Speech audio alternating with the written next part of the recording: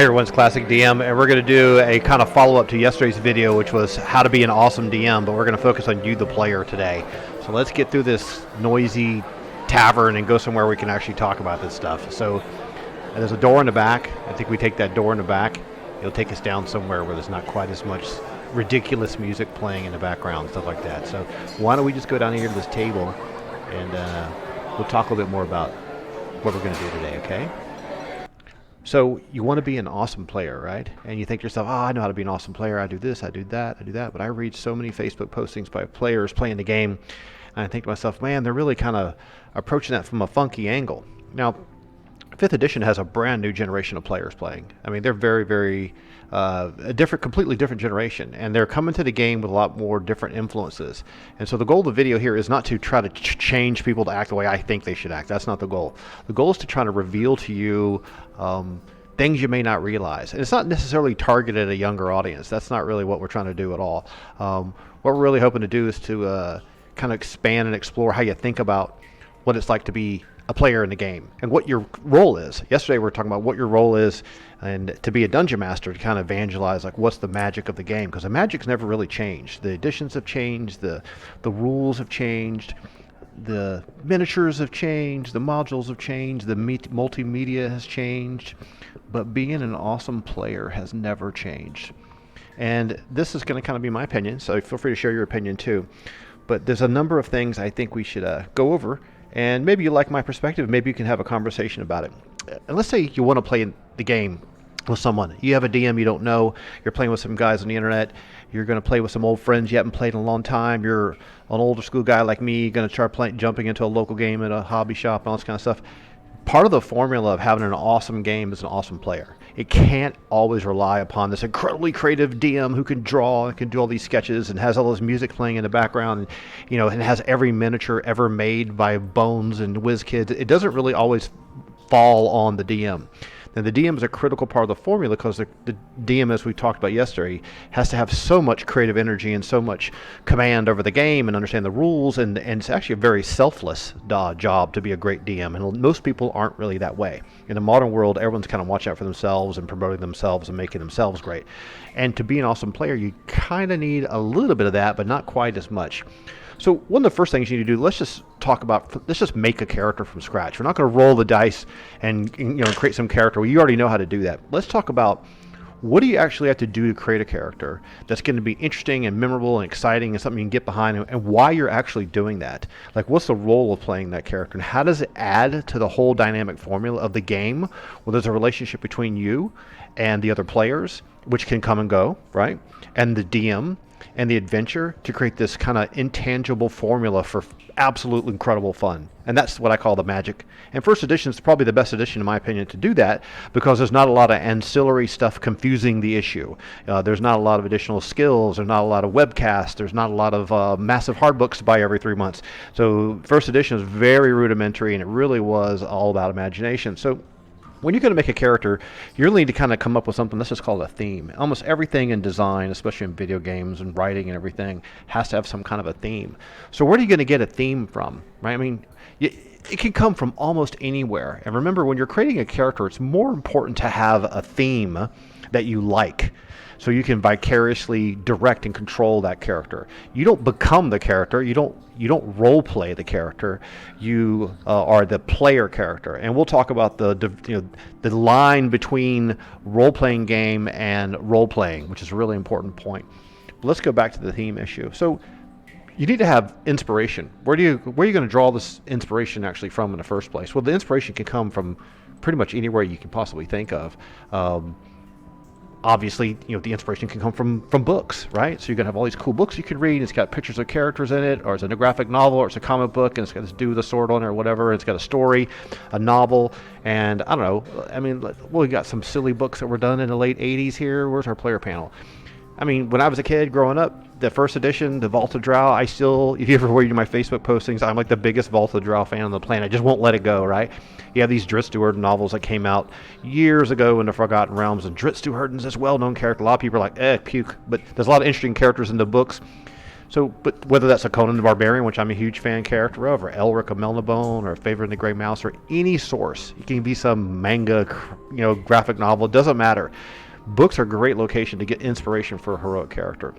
The secondary source, I would say, obviously besides books, is film. And with Netflix and everything else we have today, it's really, really, really, really easy to just look at some dude on screen and go, oh my God, that guy in No Country for Old Men with his, bolt killer thing is just a dastardly bastard. I want to be like him, but my campaign doesn't have any bad guys. I want to kind of a guy like that with a glaive in his hand, right? And so you can find inspiration from books, you can find inspiration from films. Use those and put your own personal twist on it. A really great place to put inspiration on a character, to tell you the truth, it sounds really ridiculous, most people don't even realize this, is don't try to find a mini to fit your character. Go check out some minis and make your character fit the miniature. And it sounds completely reverse. You're like, oh no, someone else might have the same miniature, right? Like here's this character here we used for Varenjar a long, long time ago, right? And he's a Bones character, a Bones miniature. I think we got a better shot of this guy. Let's see if we can get a better shot of him so you can see what he looks like up close. Let's put this down here, right? Point this down here. Here we go. Pre-production on the spot. So here you go. Here's Varenjar. Yippee. Horribly painted Bones miniature. And for Mercedes, we use this crappy WizKid Pathfinder girl. She's even got a bow and stuff on the back, but I love the two-handed sword and I love the position of the character. So, for those kinds of situations, I'm using the miniature to draw inspiration for the character. But when I was designing the characters, I drew the inspiration from one of my favorite MMOs, which is Black Desert Online. So let's just take a look at Mercedes here real quick, right? So I love Black Desert Online. The reason why I love Black Desert Online as an MMO, because I'm a video game designer and love that stuff anyway, is their characters are magnificently well done. The art's great. The scale and proportion of the characters is fantastic. They're not cartoony. They don't look like Sims characters. They, characters in Lord of the Rings Online kind of have a cartoony look to them. Characters in Neverwinter kind of have a cartoony look to them. I really love the ultra realism because working on games like Crisis and stuff like that, the ultra realism is really awesome, and it makes it easier for you to connect the dots between your imagination and an actual character when you're trying to create what a character looks like.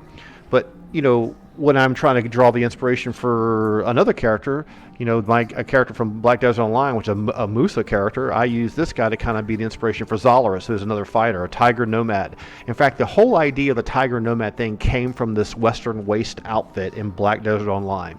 When I decided to go back and rework the whole storyline for the whole Glacial Rift of the Frost Giant and get it out of the Yatil Mountains and move it to somewhere else, I decided to have the Tiger Nomads and the people from Ket mixed together, and that was all the inspiration was drawn from my characters that I play in Black Desert Online, their costuming. It was really about the costuming. I didn't want to recreate the giant class specifically, or a tamer. This is a tamer and a tamer outfit for Elefanisi.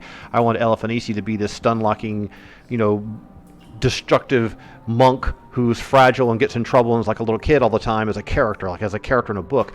But for the character's look and feel, I drew some inspiration from the character on how she looked in Black Desert Online. So, there's nothing wrong with that, because these are forms of media that can work for you. When you're taking a miniature and you're repainting them to whatever you want them to be, you can change it to look like whatever you want, right? So it doesn't really matter where you get the source of the inspiration from. Just get the source of inspiration from somewhere. Let's just get this out of the way here. So besides books and films, Netflix series, graphic novels, don't underestimate the power of finding cool minis. You can go online and look through the library of all the Bones miniatures, all the WizKid miniatures. Those, they come in packs. You can just go to the shop and look at them, but there's more of them online. You might just want to pick a few of them up. For example, let's just take a look at a few of these here, right? How about this guy here? This is like an elf using a big glaive type weapon. Make a great drow character, to tell you the truth, like a drow elf male fighter. Say you want to make this really powerful fighter. Like in your mind, you already probably have some kind of an idea of what the class is going to be, right? So you have this idea for a class, and in your mind you get this rough image. Like, I want him to be a really powerful fighter. I don't really want to have a sword and shield. I don't want to just use a basic two-handed sword. I want to have some personality. I want him to have a look and a feel.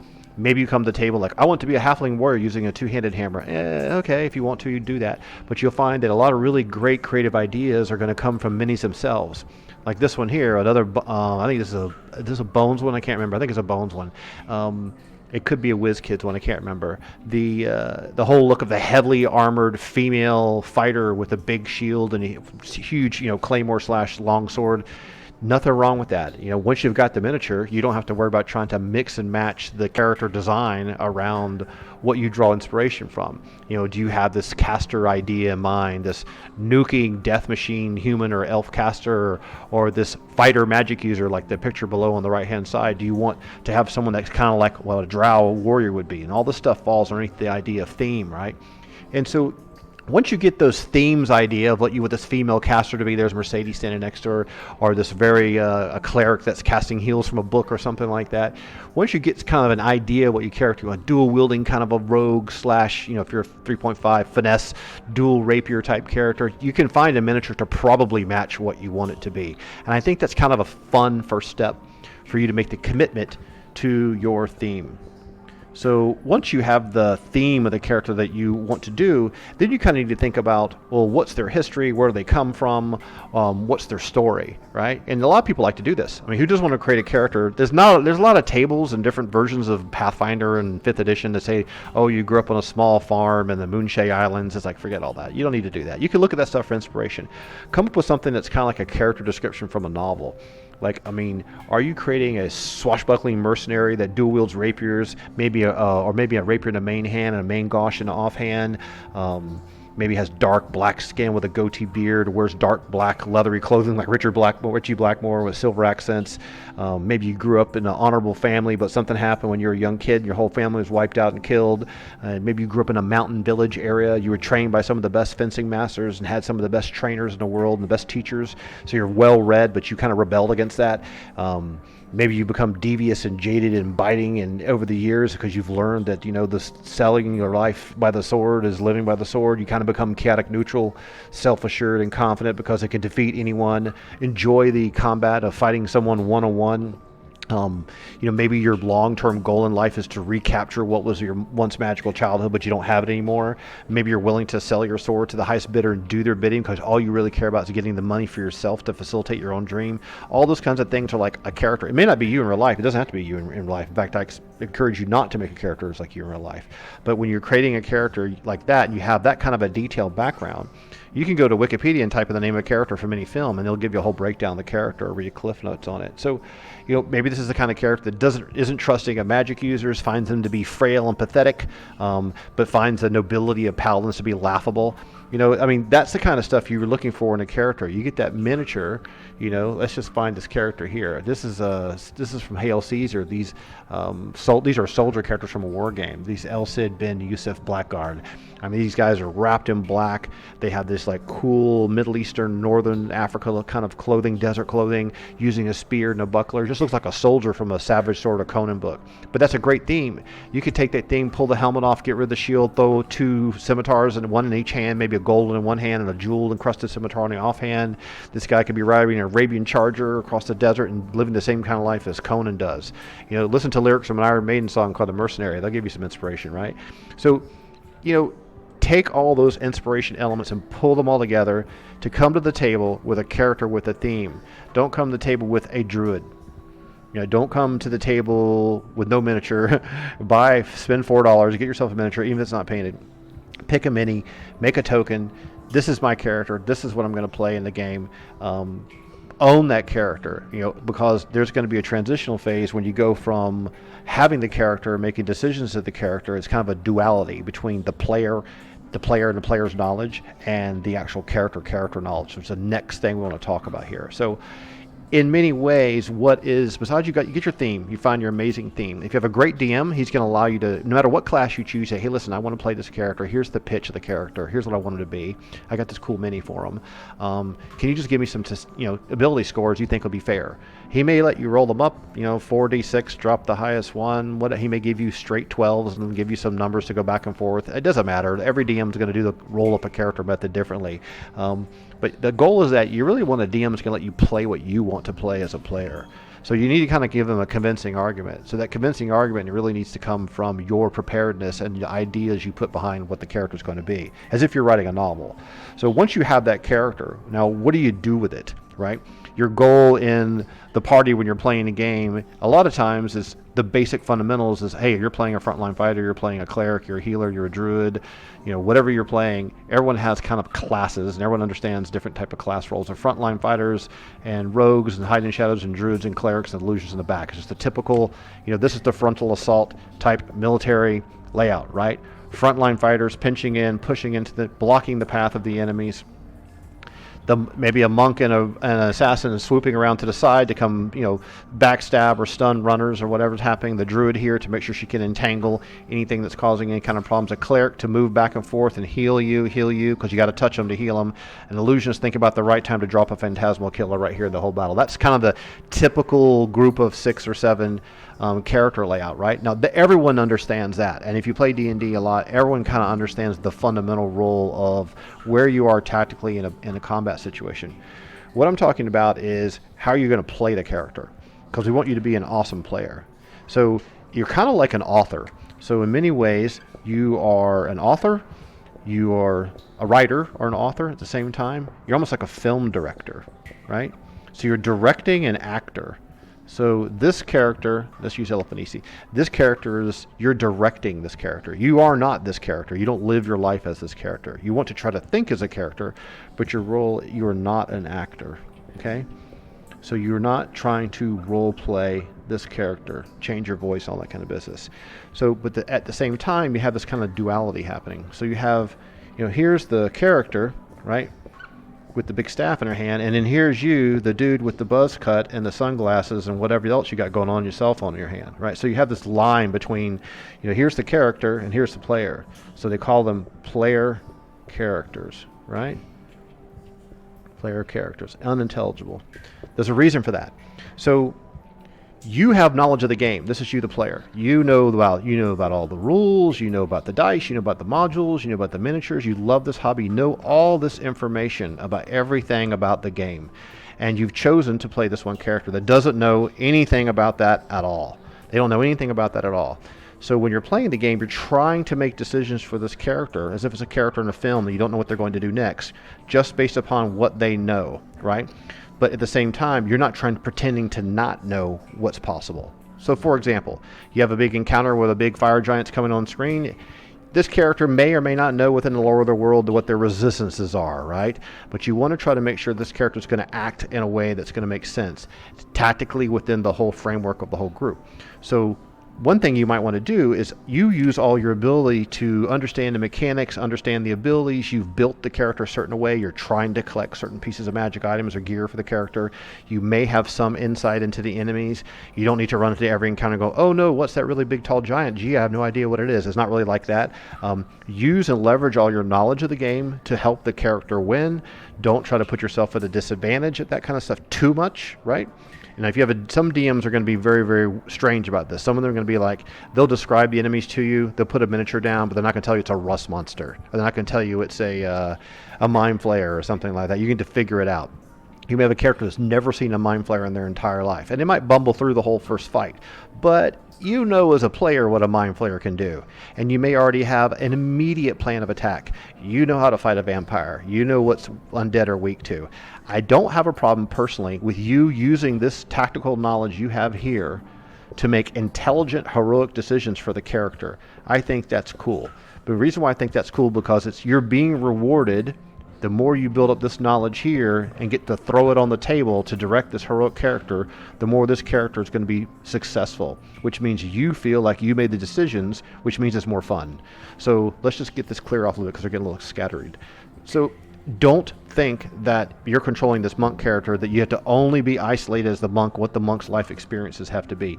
All this knowledge that you've collected along the way about the game, all about the world, even your own campaigns that you've done yourself or whatever you've done, all that information, you can use that to your advantage within reason to empower this character and say, well, listen, this is lore from the world that they live in.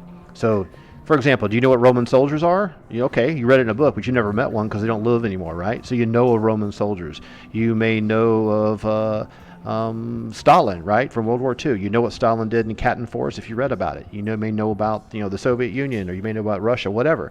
So the knowledge that you know as a real person is historical knowledge, maybe knowledge that's imparted to the character.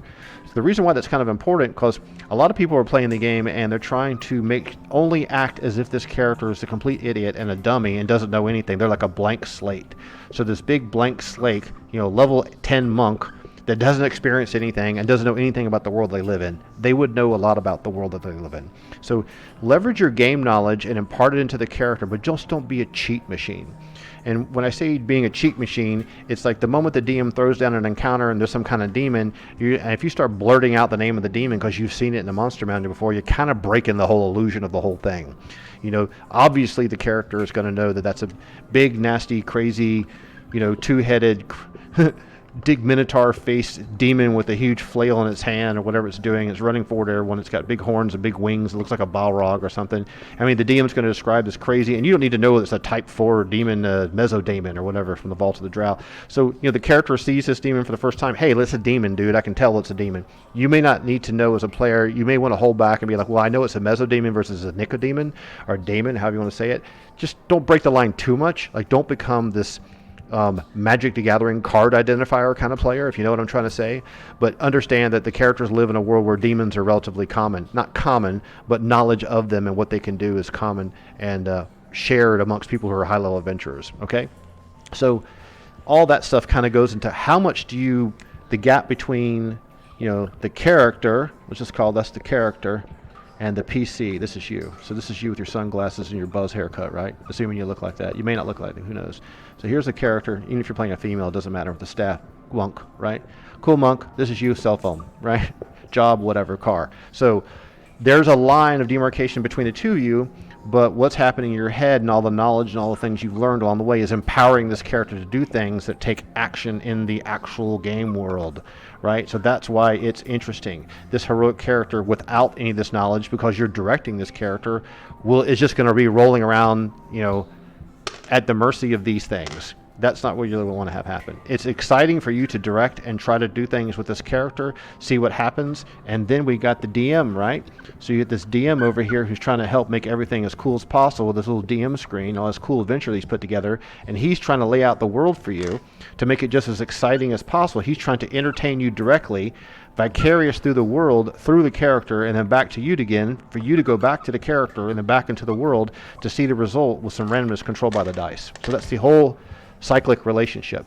You'll find a lot of times what happens is the DM will try to appease the character, the person, directly, which is okay because you're human beings, and start forgetting about the fact that the character is the vehicle for the fun and the gameplay. It's like when you play a character in Assassin's Creed, you're playing whatever the hero is. You're trying to pretend you're the hero and you're seeing things as the hero. You're not necessarily playing as, John Stafford or something. So this relationship between this does require you to have this bubble in your head, all this information as big as possible. It does require the DM to have this huge library of information and leadership and public speaking and narrative design skills and creativity and drawing and knowledge of comics and graphic novels and books and everything else, and the information written inside the module itself, and using their personal judgment on how to do that. This is a job. This is really hard to do. This is really hard to do too. The best way you can do this is fill this cloud up, understand the relationship, and understand what your role is to get to the table so that this cycle of entertainment can actually happen. Kind of lofty philosophy there, right? So let's just take a look at one last thing here, and then we'll wrap this video up, because I think you probably got that pretty well, because we want you to be an awesome player, and the goal is to understand the relationship, right? So there's two things I want to talk about. There is, and then we'll wrap this up, there is an RPG, and then there is RP. And I have a passionate perspective on this. So what do we mean when we say that? Well, role-playing game, right? RPG, role-playing game. Now there's computer role-playing games. They call them CRPG if you want to, but you can just drop the C. Let's tabletop role-playing game, whatever. Then there's role-playing. So role-playing is completely different from role-playing games. And I think the way to make a role-playing game experience fun is to focus on role-playing game and not focus on role-playing. Now, in the last few years, with people able to stream and Twitch and videos and YouTube, everyone's a performer. People recording guitar songs, they're singing cover songs, everyone's performing.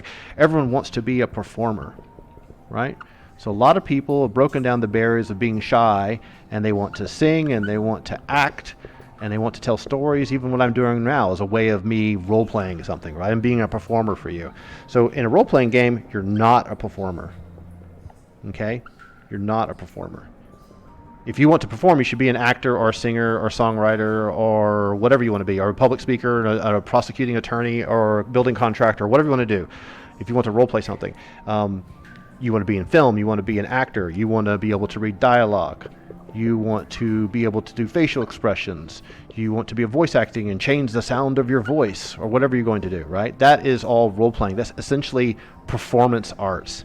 Bruce Dickinson, okay, lead singer Iron Maiden, performer, performance art, also a pilot. So in a role-playing game, you have this fantasy. Your character is going, you want your character to be a Jedi, you want them to be a knight, you want them to be this incredible, powerful warlock or evil, diabolical drow cleric.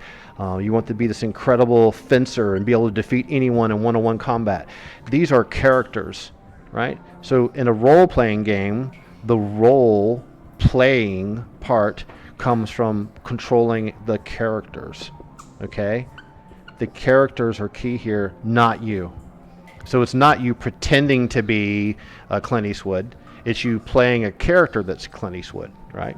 So if you're playing Dritz Stewart or whatever, I don't have a many for his soul, thank goodness. But you're playing the Dritz Stewart character. You're not acting like Dritz Stewart. So when you're at the table, I don't think there's no big necessary means to start having conversations between, let's just draw our little cool DM guy down here with the sunglasses and the cell phone in his hand again, right? Here's your DM, and here's your cool character, Magic the Gathering player who loves to do role-playing.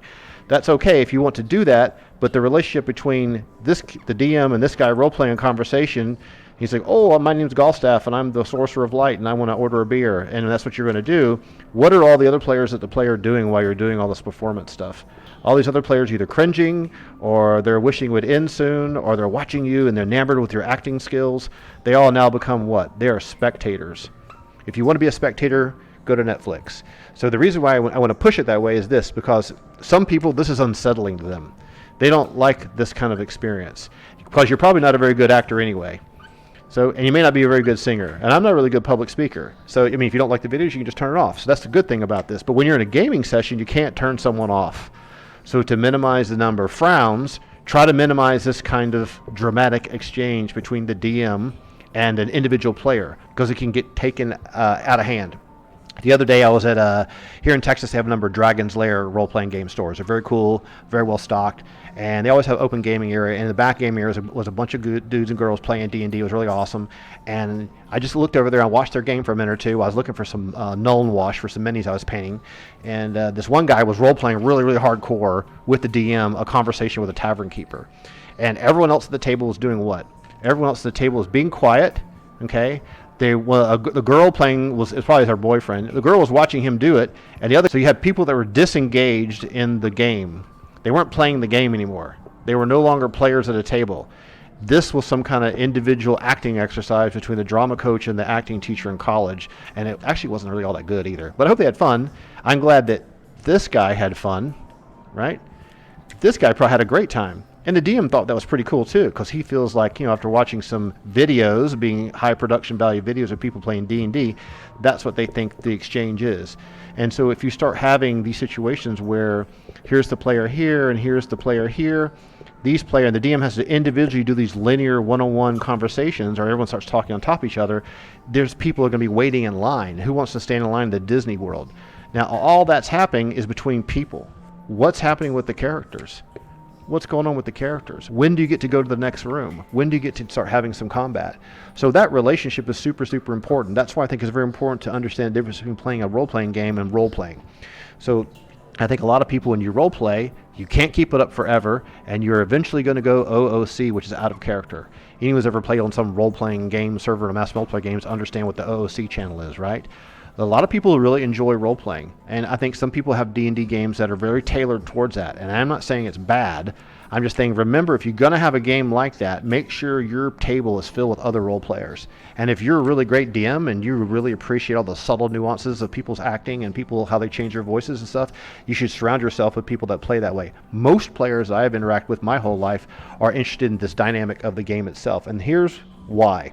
They want to play Conan. They think that Belit and Red Sonja are incredible characters, or Elric of Melniboné, or Ragnar Lothbrok. They're playing characters, and they put their personal twist on the character, and they want to have this living book type of adventure happen, where who knows what's going to happen next, because there's 6 of us involved, and all of us are playing these really memorable and really exciting and interesting heroic characters, and we have no idea what's up the DM's sleeve, and we get to this next room, and now we suddenly all have to work together against this crazy challenge, and oh my goodness, I hope no one gets killed along the way, and I'm going to do this and you're going to do that, and we're not allowed to cajole with, cooperate ahead of time and figure out what's going to happen. We have all these challenges happening in front of us, and by doing it that way, we build these wonderful gameplay memories that has the best AI in the gaming industry.